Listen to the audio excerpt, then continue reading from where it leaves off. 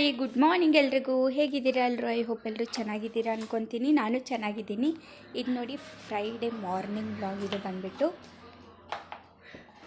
ನಾನು ಮಾಡ್ತಾ ಇರೋದು ಫ್ರೈಡೇ ಮಾರ್ನಿಂಗ್ ಬ್ಲಾಗು. ನಾನು ಆ್ಯಕ್ಚುಲಿ ಏನು ಅಡುಗೆ ಮಾಡಬಾರ್ದು, ಫ್ರೈಡೇ ಅಲ್ವಾ ಕೆಲಸ ಜಾಸ್ತಿ ಇರುತ್ತೆ, ಅಡುಗೆ ಏನು ಮಾಡಬಾರ್ದು. ಜಸ್ಟ್ ರೈಸ್ಗೆ ಇಟ್ಟು ರಾತ್ರಿದು ತುಂಬ ಜಾಸ್ತಿ ಸಾರಿತ್ತು, ಸೊಪ್ಪು ಸಾರು. ಸೊ ಹಾಗಾಗಿ ಅದನ್ನೇ ಕೊಟ್ಬಿಡೋಣ ನಮ್ಮ ತಂದೆಗೂ. ಅಂದರೆ ನಮ್ಮ ತಂದೆ ಆ ಥರ ಏನಿಲ್ಲ, ಯಾವ್ದು ಕೊಟ್ಟರು ತಿಂತಾರೆ. ಪಾಪ ಅವ್ರು ಹಾಳು ಮಾಡಬೇಡ ಅಂತ ನಮಗೆ ಬೈತಾ ಇರ್ತಾರೆ. ಎಲ್ಲರೂ ನೋಡು ಎರಡೆರಡು ದಿವಸ ಇಟ್ಕೊಂಡು ತಿಂತಾರೆ ಸಾರು, ನೀನು ಕೊಡಲ್ಲ, ತಿನ್ನಬೇಕು, ಹಾಳು ಮಾಡಬೇಡ ಅಂತ ಹೇಳ್ತಾ ಇರ್ತಾರೆ. ನಾನು ಹಾಗೆ ಅಂದ್ಕೊಂಡೆ, ಇವತ್ತು ಹಾಗೆ ಮಾಡಿಬಿಡೋಣ, ರಾತ್ರಿ ಸಾರು ಬೆಳಗ್ಗೆ ರೈಸ್ ಮಾಡಿ ಟಿಫನ್ಗೆ ಹಾಕೋಣ ಅಂತ ಎಲ್ಲ ಮಾಡಿದೆ. ಲಾಸ್ಟ್ ಇನ್ನೇನು ಒಂದು 10 ಮಿನಿಟ್ಸ್ ಅವ್ರು ರೆಡಿ ಆಗ್ತಾಯಿದ್ದಾರೆ ಅಂತ ನನಗೆ ಒಂಥರ ಆಗ್ತಾಯಿತ್ತು. ಸೊ ಹಾಗಾಗಿ ಪಟ್ಟಂತ ಟೊಮ್ಯಾಟೊ ಕಟ್ ಮಾಡಿ ಹಂಗೆ ಟೊಮ್ಯಾಟೊ ಗೊಜ್ಜು ಮಾಡಿಬಿಡೋಣ ಅಂತ ಮಾಡ್ತಾಯಿದ್ದೀನಿ. ನನಗೆ ಯಾಕೋ ಮನಸ್ಸು ಒಪ್ಪಲಿಲ್ಲ ಹಂಗೆ ರಾತ್ರಿ ಸಾರು ಕೊಡೋಕ್ಕೆ. ಸೊ ಹಾಗಾಗಿ ಮಾಡ್ತಾಯಿದ್ದೀನಿ ಟೊಮ್ಯಾಟೊ ಗೊಜ್ಜು. ನೋಡಿ, ನಾನು ನಮ್ಮ ಕಡೆ ಹೇಗೆ ಮಾಡ್ತಾರೋ ಆ ಥರ ಮಾಡ್ತಾಯಿದ್ದೀನಿ ಟೊಮ್ಯಾಟೊ ಗೊಜ್ಜು. ನಮ್ಮ ಸ್ಟೈಲ್ಗೆ ಮಾಡ್ತಾಯಿದ್ದೀನಿ ನಾನು.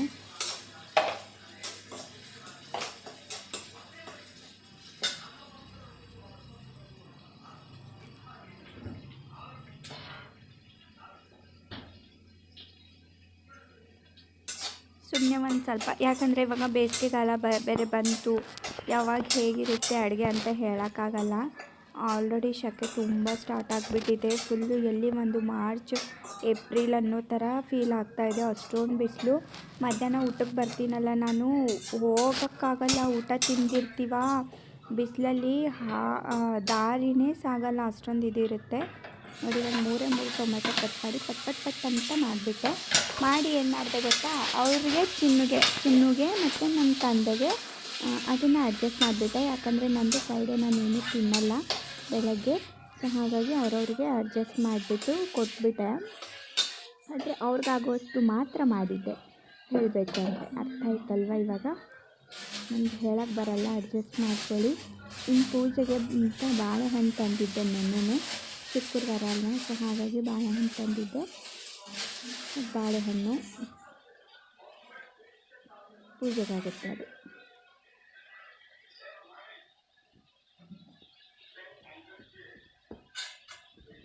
ನಂದು ಏನು ಗೊತ್ತಾ, ನಾನು ತಂದ ತಕ್ಷಣ ಎಲ್ಲ ಹಂಗಂಗೆ ಇಟ್ಬಿಡ್ತೀನಿ. ರಾತ್ರಿ ಏನು ಮಾಡಬೇಕು ಅಂತ ಅನ್ಸಲ್ಲ. ಸೊ ಬೆಳಗ್ಗೆ ಎಲ್ಲ ಕೆಲಸ ಮಾಡ್ಕೊಂಡು ಸೈಡ್ಸ್ ಕೆಲಸನೂ ಎಲ್ಲ ಮಾಡ್ಕೊಂಡು ಬಿಡ್ತೀನಿ.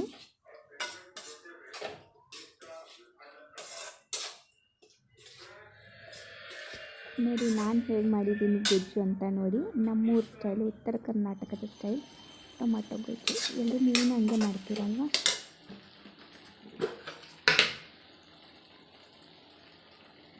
ಸ್ವಲ್ಪ ಮೇಲೆ ಶೇಂಗಾ ಪುಡಿ ಉದುರಿಸ್ತಾ ಇದ್ದೀನಿ, ಟೇಸ್ಟ್ ಚೆನ್ನಾಗಿ ಬರುತ್ತೆ.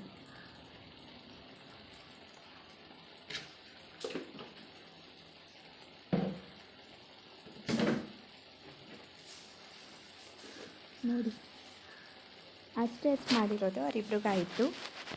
ಸ್ವಲ್ಪ ಸಕ್ಕರೆ ಹಾಕ್ತೀನಿ, ಚೆನ್ನಾಗಿರುತ್ತೆ ಸಕ್ಕರೆ ಹಾಕಿದ್ರೆ, ಟೇಸ್ಟ್ ಚೆನ್ನಾಗಿರುತ್ತೆ. ಅಂದರೆ ಜಾಸ್ತಿ ಹುಳಿ ಇದ್ದರೆ ಅದು ಇದು ಮಾಡುತ್ತೆ, ಅಬ್ಸರ್ವ್ ಮಾಡುತ್ತೆ ಹುಳಿ ಇದ್ದಿದ್ದು. ಸಕ್ಕರೆ ಅಲ್ಲಲ್ಲಿಗೆ ಕರೆಕ್ಟ್ ಆಗುತ್ತೆ. ಬಾಯ್.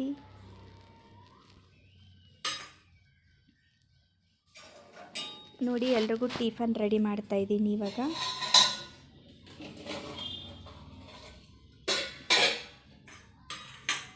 ಅಷ್ಟೇ ಪಾತ್ರೆಯಲ್ಲಿ ಮಾಡಿದರೆ ಅದೇ ಸಂಜೆ ಉಳಿತು, ಅಷ್ಟೇ ಮಾಡೋದು.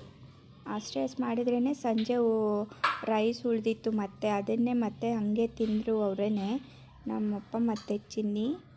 ನೋಡಿ ಅಷ್ಟೇ, ಬೇರೆಯವ್ರ ಮನೇಲಿ ಹೆಂಗೆ ಇದು ಮಾಡ್ತಾರೋ ಗೊತ್ತಿಲ್ಲ, ಅಷ್ಟು ಮಾಡಿದ್ರೇ ಮಿಕ್ಕುತ್ತೆ. ನಮ್ಮ ಹತ್ರ ಏನು ಗೊತ್ತಿಲ್ಲಪ್ಪ. ಅಷ್ಟೇ ರೈಸ್ ಮಾಡಿದರೆ ಇನ್ನೂ ಅಷ್ಟೊಂದು ಉಳಿದಿತ್ತು. ಇನ್ನು ನಾನು ಊಟ ಮಾಡಿದರೆ ಸರಿ ಹೋಗ್ತಾಯಿತ್ತು. ನಾನು ಊಟ ಮಾಡಿಲ್ವಲ್ಲ, ಶುಕ್ರವಾರ ನಂದು ಫಾಸ್ಟ್ ಇರುತ್ತೆ. ಸೊ ಹಾಗಾಗಿ ನಾನು ಊಟ ಮಾಡಿರಲಿಲ್ಲ.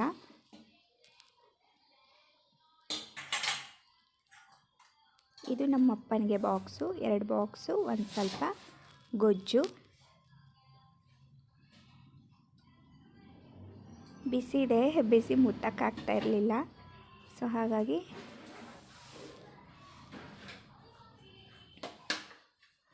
ಇದು ನನ್ನ ಮಗಳಿಗೆ, ಈ ಬಾಕ್ಸು ನನ್ನ ಮಗಳಿಗೆ. ಸ್ವಲ್ಪ ತಿನ್ನುತ್ತದೆ, ಏನು ಜಾಸ್ತಿ ತಿನ್ನಲ್ಲ, ಸುಮ್ಮನೆ ಸ್ವಲ್ಪ ತಿನ್ನುತ್ತೆ. ಅದರಲ್ಲೇ ತಂದುಬಿಟ್ಟಿದ್ಲು ಅವಳು. ಮತ್ತೆ ಸುಮ್ಮನೆ ಸ್ವಲ್ಪ ಅನಿಸುತ್ತಲ್ಲ ಬಾಕ್ಸಲ್ಲಿ ಅಂತ ಜಾಸ್ತಿ ಹಾಕೋದು, ಇಲ್ಲಾಂದರೆ ಅವಳು ಅದು ತಿನ್ನಲ್ಲ. ಟಿಫನ್ ಅಂದರೆ ಟಿಫನ್ ಥರ ಇರಬೇಕು, ಸ್ವಲ್ಪ ಜಾಸ್ತಿ ಇರಬೇಕು. ಯಾವಾಗ ಫ್ರೆಂಡ್ಸು ಜೊತೆಗಿರ್ತಾರೆ, ಫ್ರೆಂಡ್ಸ್ ಜೊತೆಗೆ ತಿಂತಾರೆ ಅಂತ ಇದು ಮಾಡ್ತೀನಿ. ಅದೆಲ್ಲ ವಾಪಸ್ ತರುತ್ತೆ, ತಿನ್ನಲ್ಲ ಜಾಸ್ತಿ ಏನೋ, ಎಲ್ಲ ಹಂಗಂಗೆ ವಾಪಸ್ ತಂದುಬಿಡ್ತಾಳೆ ಅವಳು.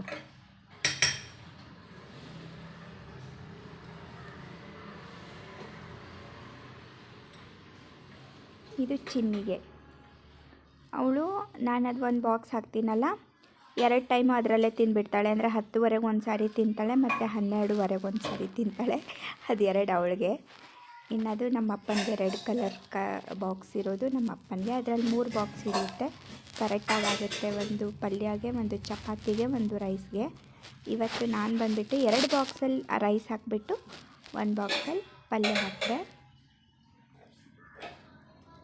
ನೋಡಿ, ಅದು ಕ್ಲಿಯರ್, ಅಲ್ಲೇ ಕರೆಕ್ಟಾಗೋಯ್ತು. ಹಂಗೆ ಮಾಡಿದೆ ನೋಡಿ ನಾನಿವತ್ತು. ಪಾತ್ರೆ ಅಂತೂ ನೀವು ಕೇಳಬೇಡಿ, ಅಷ್ಟೊಂದಿತ್ತು ಪಾತ್ರೆ, ರಾಶಿ ರಾಶಿ ಪಾತ್ರೆ ಇತ್ತು. ಎಷ್ಟೊಂದು ಪಾತ್ರೆ ಅಪ್ಪ, ನನಗಂತೂ ಅಳು ಬರುತ್ತೆ ಜಾಸ್ತಿ ಪಾತ್ರೆ ಇದ್ದರೆ. ಅಷ್ಟೊಂದು ಪಾತ್ರೆ ಇತ್ತು.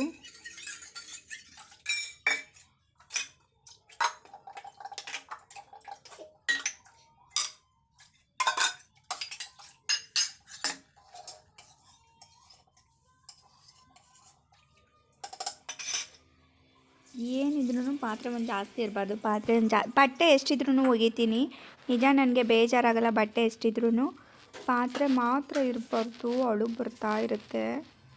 ಪಾತ್ರೆ ಒಂದು, ಅಡುಗೆ ಒಂದು ಯಾರು ಅಂದರೆ ಇರಬಾರ್ದಿತ್ತು.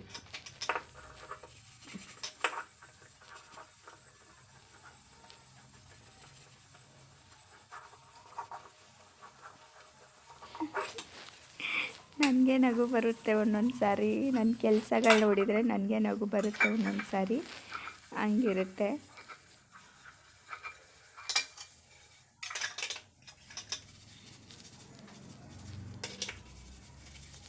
ಎಲ್ರದ್ದು ಮತ್ತೆ ಬಾಕ್ಸ್ಗಳಿರುತ್ತೆ, ಆಮೇಲೆ ಅಡುಗೆ ಮಾಡಿದ್ದಿರುತ್ತೆ. ನಾನು ರಾತ್ರಿ ಬೇರೆ ತೊಳೆದಿರಲ್ಲ, ಸೊ ಹಾಗಾಗಿ ಮತ್ತೆ ರಾತ್ರಿದು ಬೇರೆ ಇರುತ್ತೆ, ಬೆಳಗ್ಗೆದು ಎಲ್ಲ ಸೇರಿ ಒಂದೇ ಸಾರಿ. ಇವತ್ತು ತೊಳೆದ್ಬಿಟ್ನ, ಇವತ್ತು ಬೆಳಗ್ಗೆ, ಮತ್ತು ನಾಳೆ ಬೆಳಗ್ಗೆನೇ ನಾನು ಮುಟ್ಟೋದು. ಅಲ್ಲಿವರೆಗೂ ನಾನು ಯಾವುದು ತೊಳೆಯಲ್ಲ. ಏನೋ 1-2 ಪಾತ್ರೆ ಇದ್ದರೆ ರಾತ್ರಿಯೇ ತೊಳೆದಿಟ್ಬಿಟ್ಟು ಬಿಡ್ತೀನಿ. ಬಟ್ ರಾತ್ರಿ ಕ್ಲೀನ್ ಮಾಡಿದ್ರೆ ಒಳ್ಳೇದಂತಾರೆ. ಬಟ್ ನಾನು ಎಲ್ಲಿ, ನನಗೆ ಇಲ್ಲೇ ಟಯರ್ಡ್ ಆಗಿರುತ್ತಾ, ನಾನು ತೊಳೆಯೋದೇ ಇಲ್ಲ.